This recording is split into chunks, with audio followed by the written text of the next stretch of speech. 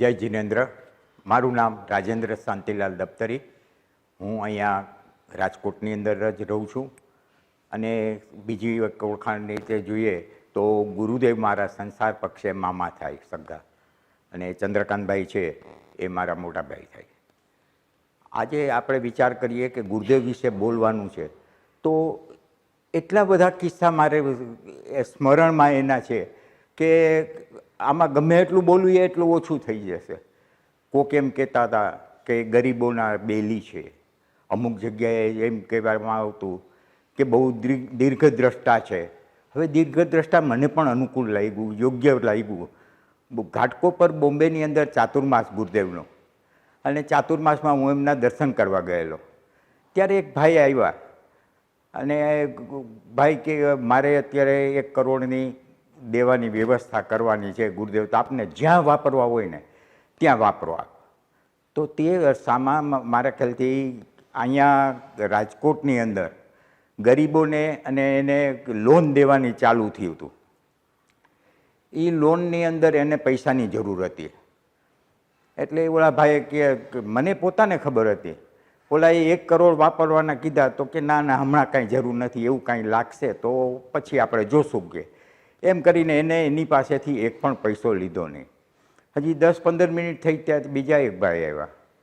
એને સામેથી ગુરુદેવ કીધું કે મારે રાજકોટ જે આપણું ચાલુ છે લોન દેવા માટેનું, એમાં પૈસાની જરૂર છે, તો તમે જેટલા બને એટલા મને વધુ કાઢીને. ફક્ત 5 લાખથી ગુરુદેવે ચાલુ કર્યું. ઓલો કે અત્યારે બહુ છે, ચાલી શકે એમ જ નથી, પૈસા નીકળી શકે એમ નથી. આવી વાત કરી તો ગુરુદેવ કે છેલ્લે 1 લાખ દે. 1 લાખ દીધા અને એ એને રાજકોટ મોકલાવી આપ્યા. એ ગયા પછી મેં તરત જ કીધું, મેં કીધું ગુરુદેવ ઓલો 1 કરોડ વાપરતો હતો અને આની પાસે તમે 1 લાખ માટે કીધું, 1 કલાક બગાડી કીધું. મને કે એ તને ન ખબર પડે. મેં કીધું ના, મારે તો જાણવું છે શું છે એમ. મને કે પૈસામાં ફરક છે કે ઓની પાસેથી 1 કરોડ રૂપિયા જે આવે એ ક્યાંથી ને કેવી રીતે આવ્યા છે મને ખબર છે. જેના ઘરમાં એ પૈસો જશે ને એ કંઈનું સારું નથી થવાનું. એના કરતાં જે આ 1 લાખ રૂપિયા દેવા આવ્યા છે એ 1 લાખ રૂપિયાની અંદરથી જેના ઘરમાં જશે ને પૈસા, એ સુખી થશે.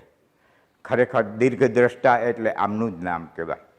અને બીજું, હવે જો ગરીબોના બેલી તરીકે પણ બહુ જ વખણાતા ગુરુદેવ. છેલ્લે અહીંયા સ્ટર્લિંગ હોસ્પિટલમાં આઈસીયુમાં દાખલ.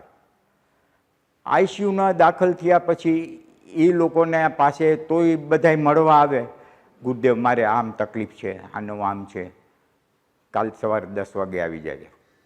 એવી રીતે બધાને 10 વાગ્યાના બીજા દિવસને. મેં કીધું ગુરુદેવ આ શું છે બધું? કીધું હમણાં એક ભાઈ આવશે ને તારી પાસે પૈસા મૂકી જશે કે એ તું કાલ લઈને 10 વાગે તું અહીં આવજે. અને બીજે દિવસે 10 વાગે હું પહોંચ્યો અને ઓલા બધા લાઈનથી તૈયાર જ હતા. સીધા આંગળા દેખાડતા રહીએ. 1 એટલે મારે એને 10,000 દઈ દેવાના, 2 કહે એટલે 20,000 દેવાના. કહેવાનો ભાવ અર્થ એ છે કે હોસ્પિટલની અંદર આઈસીયુમાં બેઠા જેને આ સમાજની સેવા કરવી છે એ ખરેખર કોઈ દિવસ એને આપણે કોઈ ભૂલી ન પાડી શકે. ખરેખર જય જિનેન્દ્ર.